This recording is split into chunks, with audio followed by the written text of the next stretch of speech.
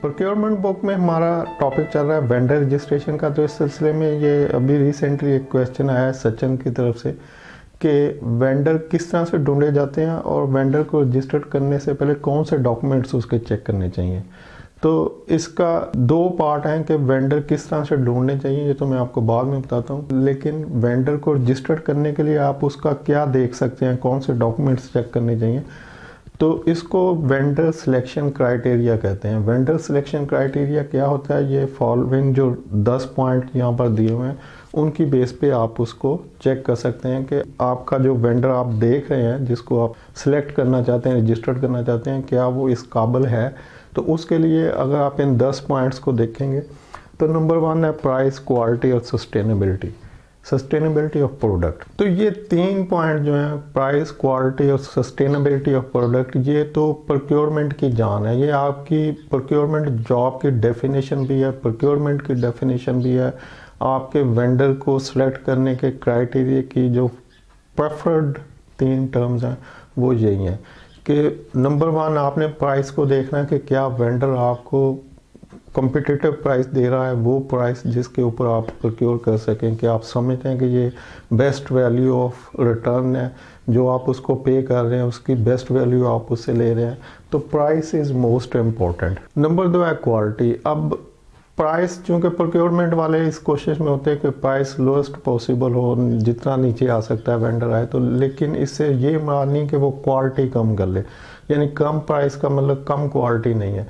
Price lowest possible हो लेकिन quality वो चाहिए जो आपके एंड यूज़र को रिक्वायर्ड है, जिस बंदे की वो डिमांड है, जो वो चीज़ इस्तेमाल करना चाह रहा है, वो जो क्वालिटी मांग रहा है वो क्वालिटी होनी चाहिए। लोएस्ट प्राइस का मतलब लोएस्ट क्वालिटी नहीं होता। तो क्वालिटी वो चाहिए जो आपकी रिक्वायर्ड है। तो उस क्वालिटी के ऊपर जो आपको रिक्वायर्ड है लोएस्ट प्राइस आपने लेनी है। और सस्टेनेबिलिटी ऑफ प्रोडक्ट से मराद है कि वो जो प्रोडक्ट आप उससे प्रोक्योर कर रहे हैं उसकी लाइफ उतनी हो जितनी कि होनी चाहिए। यानी अगर उसकी लाइफ 5 साल है तो वो 5 साल तक चलती रहे, ये नहीं कि वो 2 या 3 साल में डिटीरियरेट हो जाए, उसमें कुछ कस्तूरीट होना शुरू हो जाए, टूट फूट, और वो ख़त्म हो जाए। तो ये 3 पॉइंट मोस्ट इम्पॉर्टेंट है जब भी आपने कोई प्रोडक्ट सेलेक्ट करनी है, वेंडर सेलेक्ट करना है, आपने प्रोक्योरमेंट को डिफ़ाइन करना है कि आप प्रोक्योरमेंट को किस तरह से डिफ़ाइन कर रहे हैं, या पर्पज़ क्या है प्रोक्योरमेंट का, आपको रखने का पर्पज़ क्या है। तो ये तीनों पॉइंट हमेशा याद रखें कि प्रोक्योरमेंट वालों का एक ही पर्पज़ होता है, खा वो वेंडर सेलेक्ट कर रहे हो, प्रोडक्ट सेलेक्ट कर रहे हो, कि लोएस्ट पॉसिबल प्राइस लेनी है, क्वालिटी वो लेनी है जो एंड यूज़र की रिक्वायरमेंट है, और प्रोडक्ट सस्टेनेबल होनी चाहिए कि वो जितनी लाइफ उसकी रिकमेंडेड है, जो उसकी एक्सपायरी डेट है, उससे पहले वो ख़राब नहीं होनी चाहिए। तो अगर आपका वेंडर इन तीनों चीज़ों के ऊपर पूरा उतरता है तो फिर आप उसको सिलेक्ट कर लें। उसके बाद फिर कुछ जनरल 5, 6, 7 चीज़ें आप देख लें जो कि यहाँ लिखी हुई हैं कि वेंडर का स्टेटस क्या है। जैसे कि वेंडर मैन्युफैक्चरर हो सकता है, इंपोर्टर हो सकता है, wholesaler, reseller, general order supplier.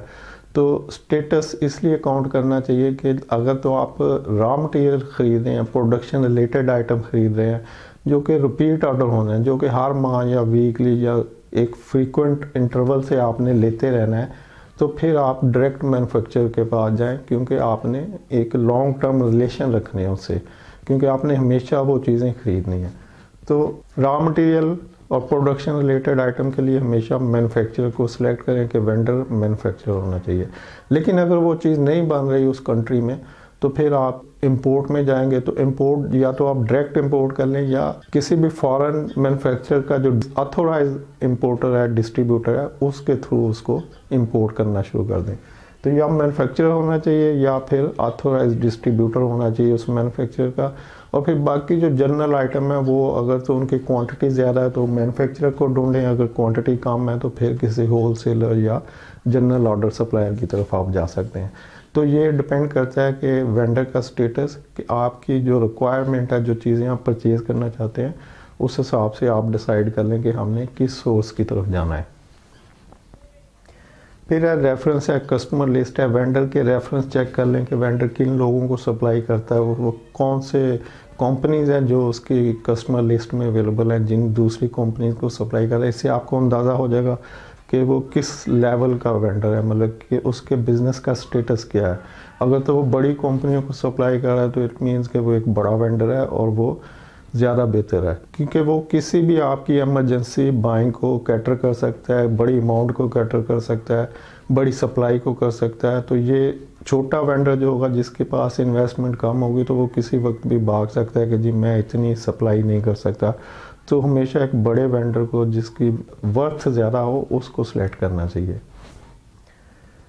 फिर आफ्टर सेल सर्विसेज है कि आप वेंडर की आफ्टर सेल सर्विसेज की हिस्ट्री को चेक कर लें, उसके कुछ एक्सपीरियंस रिलेटेड देख लें कि ये आफ्टर सेल सर्विसेज में कितना एक्सपर्ट है, इसके स्टाफ की क्या पोजीशन है, कि प्रोफेशनल लोग कितने हैं, क्वालिफाइड लोग कितने हैं, और वो उस तरह की सर्विसेज दे सकते हैं जो आपको रिक्वायर्ड है। फिर आप उसके एथिक्स इंटेग्रिटी के मतलब कुछ इन्वेस्टिगेट कर लेंगे। वेंडर इस तरह का वेंडर तो नहीं है जो कि आप बाद में आपके परचेज़र को कुछ इंसेंटिव देना शुरू कर दे, कुछ अनएथिकल प्रैक्टिस शुरू कर दे ऑर्डर लेने के लिए। और नेक्स्ट है रिकमेंडेशन या बैंक स्टेटमेंट चेक कर लें कि उसकी ट्रांजैक्शन किस टाइप की है, कितनी कितनी अमाउंट की है, टोटल मंथली बिजनेस कितना है, ताकि पता चल सके कि ये वेंडर का बिजनेस का लेवल क्या है। फिर उसके रिलेशनशिप या इंटरव्यू के दरमियान उसको चेक करें कि ये किस तरह का बिहेव कर रहा है, ये इसकी एक जनरल अपीयरेंस क्या है, जो कि आप कितने कंफर्टेबल हैं उससे मिलने में, या उससे काम निकलवाने में, या उससे नेगोशिएट करने में। तो ये सारी चीज़ें आप इंटरव्यू के दरमियान उसको जब फेस टू फेस उससे कुछ क्वेश्चनिंग करते हैं तो नज़र आ जाती हैं। अगर आप वेंडर से कंफर्टेबल नहीं है, इजी नहीं है, आप समझते हैं ओवर क्लेवर है और कुछ ऐसा फील करते हैं, तो फिर ज़ाहिर है आपने उससे डील करना है, तो आपको बाद में दिक्कत हो सकती है। तो यही वो टाइम होता है जब आप वेंडर सिलेक्शन के दरमियान उसको रिजेक्ट भी कर सकते हैं, एक्सेप्ट भी कर सकते हैं। तो कोशिश करें कि अच्छे जेंटलमैन, पढ़े लिखे और बिजनेस में जो गो थ्रू हों कंपनीज, उनको सिलेक्ट करें। तो इस तरह से आप वेंडर सिलेक्शन के दरमियान इस तरह की कुछ चीज़ों को चेक कर सकते हैं, जिससे आपको वेंडर का एक आइडिया मिल जाए। अब वेंडर तलाश कैसे करने हैं, उनको ढूंढना कैसे है, तो उसका बेस्ट वे जो है वो एडवर्टाइजमेंट है कि आप अखबार में, जो बड़े एक दो अखबार हैं इंग्लिश और उर्दू के, उसमें एक एडवर्टाइजमेंट दे दें जिसमें आप वो सारी कैटेगरीज मेंशन कर दें जिनके लिए आपको वेंडर चाहिए। जैसे आपको जनरल आइटम के लिए वेंडर चाहिए, आपको स्पेयर पार्ट्स के लिए वेंडर चाहिए, आपको रॉ मटेरियल के लिए चाहिए, आपको स्टेशनरी के लिए चाहिए, IT आइटम के लिए चाहिए, पेंट्स के लिए चाहिए, हार्डवेयर के लिए चाहिए। जो भी आपकी कैटेगरीज है, जिस कैटेगरी में आपको वेंडर चाहिए, वो सारी कैटेगरी एक ऐड बनाएं, उसके अंदर लिखें और बता दें कि हमें इन कैटेगरीज के अंदर वेंडर्स की ज़रूरत है। तो जो भी लोग इंटरेस्टेड हैं वो अपने डिटेल डॉक्यूमेंट्स, जिनके अंदर आप उनकी बैंक स्टेटमेंट, उनकी NTN रजिस्ट्रेशन, सेल टैक्स की कॉपी, या जो भी आप समझते हैं रिक्वायर्ड होना चाहिए, वो लिखें। और अगर आप नहीं जानते कि कौन से डॉक्यूमेंट्स चाहिए, तो फिर आप जो पिछली वीडियो है जिसमें वेंडर रजिस्ट्रेशन के डॉक्यूमेंट्स अटैच किए हुए हैं, ये वेंडर रजिस्ट्रेशन डॉक्यूमेंट्स के नाम से है, और इसको आप देख लें। इसमें एक पूरा सेट ऑफ डॉक्यूमेंट्स अटैच है नीचे लिंक में। तो आप उसको खोलेंगे तो उसमें एक ऐड दी हुई है, उर्दू में एक ऐड बनी हुई है जो कि किसी बैंक की है, और उसकी मैंने कॉपी नीचे अटैच किया। तो उस ऐड को जब आप देखेंगे तो उसमें वो सारे डॉक्यूमेंट्स जो भी रिक्वायर्ड हो सकते हैं वेंडर रजिस्ट्रेशन के लिए, वो लिखे हुए हैं। फिर भी अगर कोई कन्फ्यूजन हो तो मैं वो ऐड दोबारा से एक नई वीडियो बनाऊंगा, उस ऐड को डिटेल में डिस्कस कर लेंगे कि इसमें क्या क्या लिखा हुआ है जो कि आपको रिक्वायर्ड होना चाहिए। तो ये वेंडर ढूंढने का और वेंडर को रजिस्टर करने से पहले उसकी क्या चीज़ें देखनी चाहिए, उसके मतलब एक इन्फॉर्मेशन है। उम्मीद है आप इसको पसंद करेंगे। वीडियो देखने के लिए शुक्रिया। अल्लाह हाफिज़।